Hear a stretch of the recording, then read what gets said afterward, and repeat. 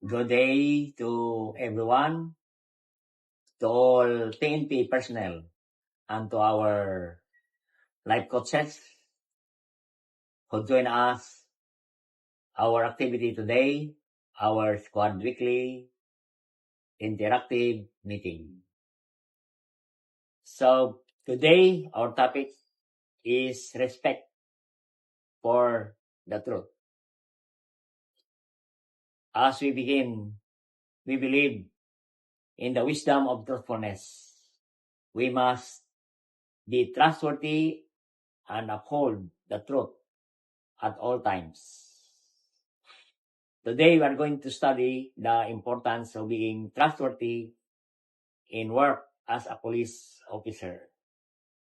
Our word for today is in the book of Proverbs, chapter 20, verse 6.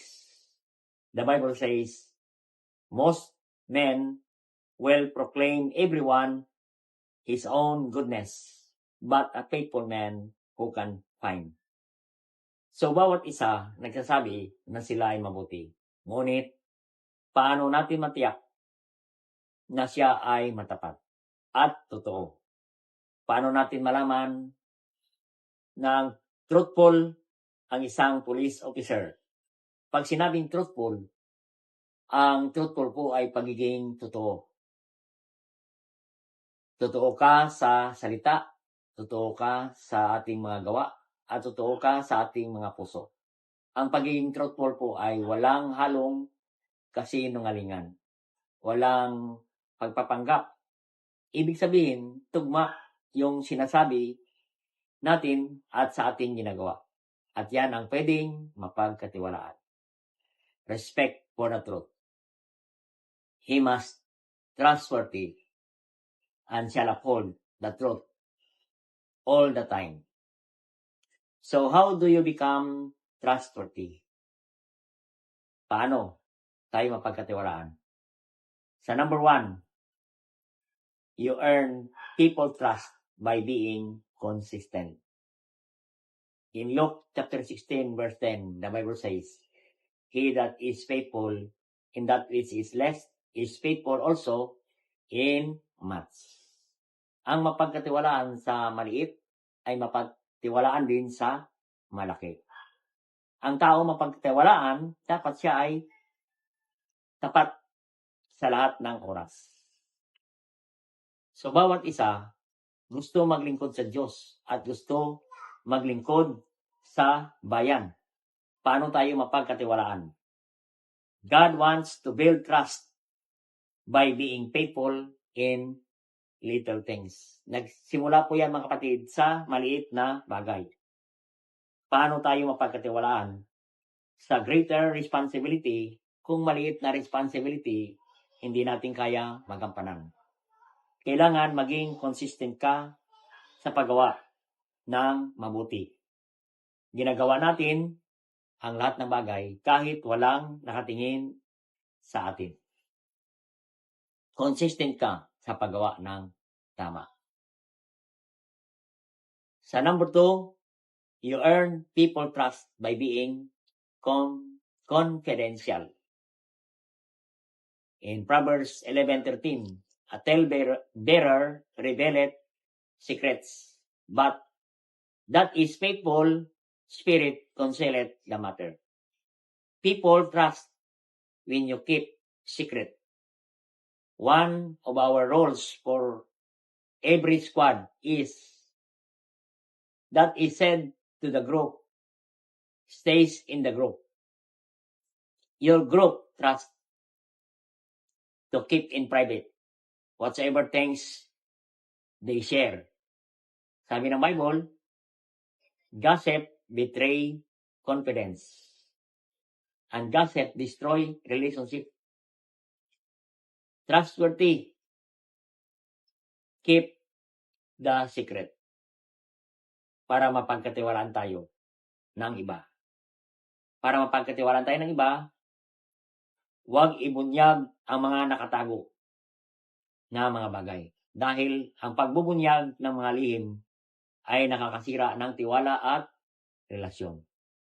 So, mga kapatid, be trusted in confidential matters.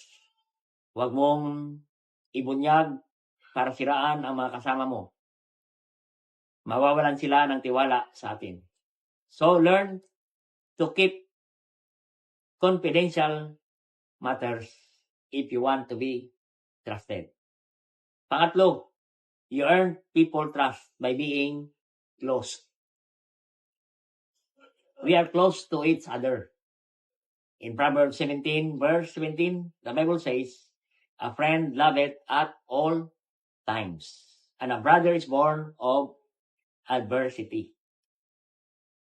If you want to build trust with people, gusto natin magkaroon ng tiwala sa isa, we need to spend time with them. Because friends loves at all times. May panahon ka para sa mga kasama mo.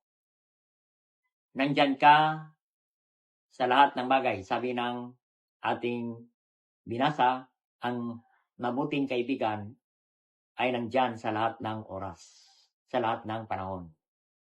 So, nandyan ka sa panahon, sa lahat ng panahon. Panahon ng kahirapan, dyan ka umaalalay. Sa panahon ng kagipitan, mga pangailangan, dyan ka nakakatulong. So, kasama ka kahit walang kailangan. Earn trust by being close to people around you. Lalo na sa mga squad natin. Huwag nating pabayaan ang mga kasama natin sa squad. Kailangan magkakilanlan ang bawat isa. Alam ng bawat isa ang mga kahinaan. Alam ng bawat isa ang mga ating kalakasan. So, we need to have close relationship with each other. Kaya nandyan ka para magtulungan sa isa.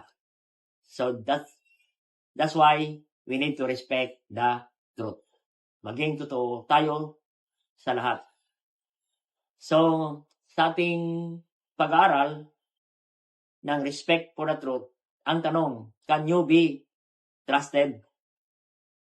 Ginagawa mo ba ang responsibilidad mo kahit walang nakatingin? So, ano ang gagawin natin for this week para mapagkatiwalaan tayo ng Diyos? Dapat simulan natin sa maging matapat sa maliit na bagay. At pangatlo, pagkatiwalaan tayo sa mga confidential na mga bagay. So, ano ang i-sacrifice mo na gagawin natin para mabigyan natin ng panahon ang ating mga kasama para sila ay maging mapalapit sa isa't isa. Kaya kailangan natin ng lesson na ito, respect for the truth.